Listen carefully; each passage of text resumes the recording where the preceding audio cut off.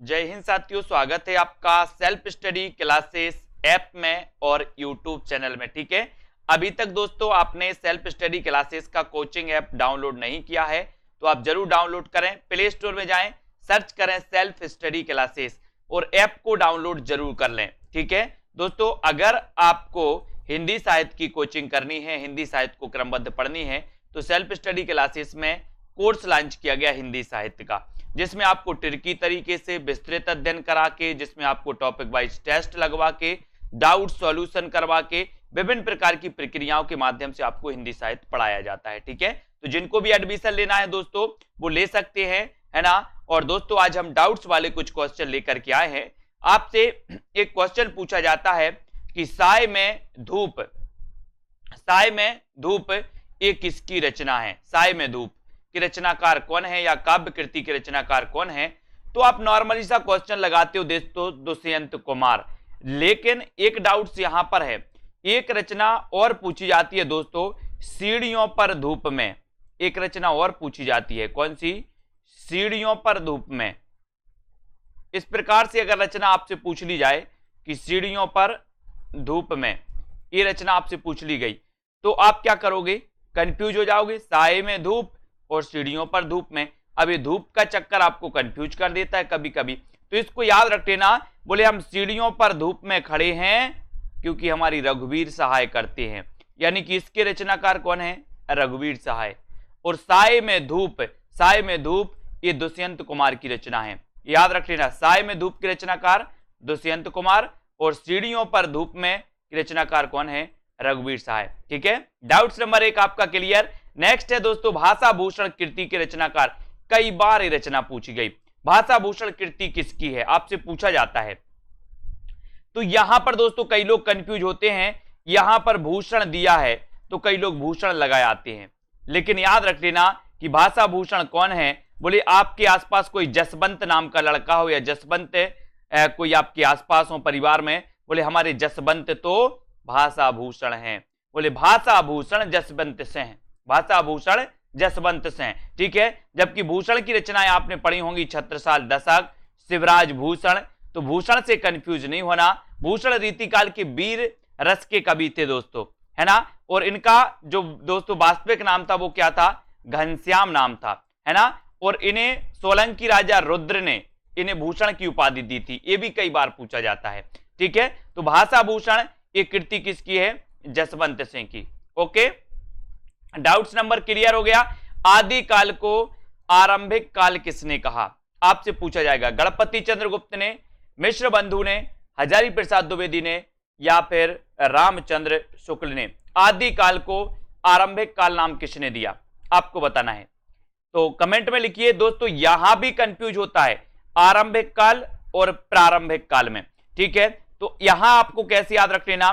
बोले सर ये मिश्र बंधु तीन भाई थे, ये मिश्र बंधु तीन भाई थे और तीनों आरंभ से साथ में रहे। कौन? मिश्र बंधु तीन भाई थे, तीनों भाई आरंभ से साथ में रहे, इसलिए मिश्र बंधुओं ने आदि काल को आरंभिक काल नाम दिया। यानी कि इस प्रश्न का उत्तर जो आपका होगा वो होगा मिश्र बंधु। क्या होगा? मिश्र बंधु।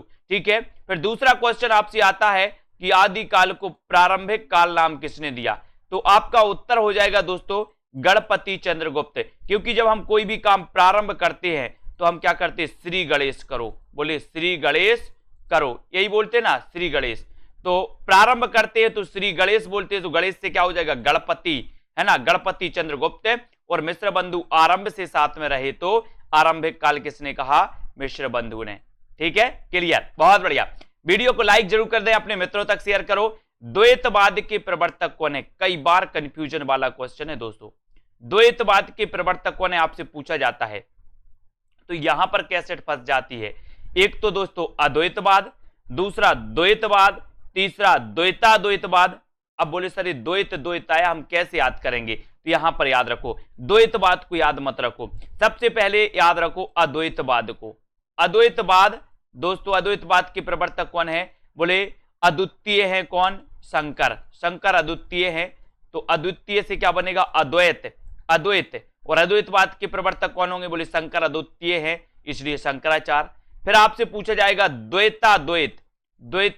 द्वैत, ठीक है। तो द्वैताद्वैतवाद के कौन है आपसे पूछा जाएगा, तो कौन है, निम्बार्काचार्य। निम्बार्क से क्या बनेगा, नींबू, नींबू। बोले सर हम नींबू देत देत थक गए, पड़ोसी को नींबू देत देत थक गए, देत देत से क्या बनेगा, द्वैताद्वैत, और देत देत क्या थक गए, नींबू। तो द्वैताद्वैतवाद के प्रवर्तक कौन होंगे, निम्बार्काचार्य, है ना।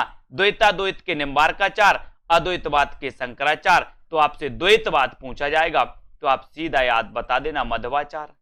बोले सर द्वैताद्वैत याद हो गया, अद्वैत हो गया, तो द्वैतवाद के मध्वाचार्य, है ना। और माधव बोले हमें देत हैं, माधव देत हैं, देत हैं माधव की नहीं, तो याद रख लेना द्वैतवाद के मध्वाचार्य, द्वैताद्वैतवाद के निम्बार्काचार्य, अद्वैतवाद के शंकराचार्य, है ना।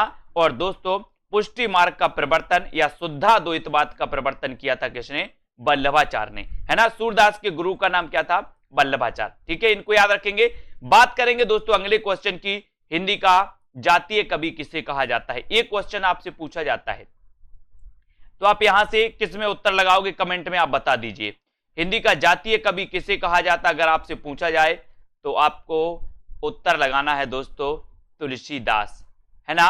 अगर आपसे पूछा जाए कि जातीय कवि किसे कहा जाता है, जातीय कवि, क्योंकि आपको पता है कि बच्चन सहने दोस्तों, बच्चन सहने विद्यापति को जातीय कवि कहा। तो जातीय कवि कहा जाता है विद्यापति को, और हिंदी का जातीय कवि कहा जाता है तुलसीदास को, ठीक है।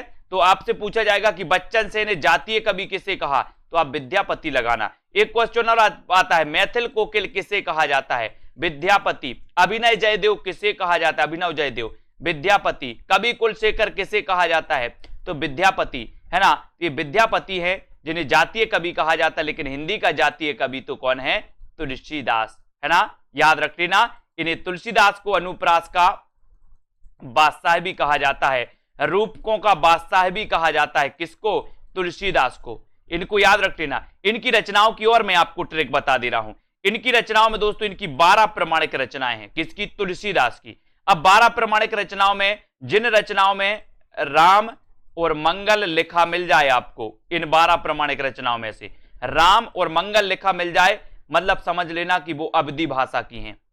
राम और मंगल लिखे मिल जाए, जैसे दोस्तों जानकी मंगल, पार्वती मंगल, ऐसे राम, है ना, रामज्ञा प्रश्न। तो राम और मंगल लिखा मिले तो अवधी, और राम और मंगल लिखे ना मिले मतलब उसकी भाषा ब्रज होगी, कभी कभी पूछा जाता है, ठीक है।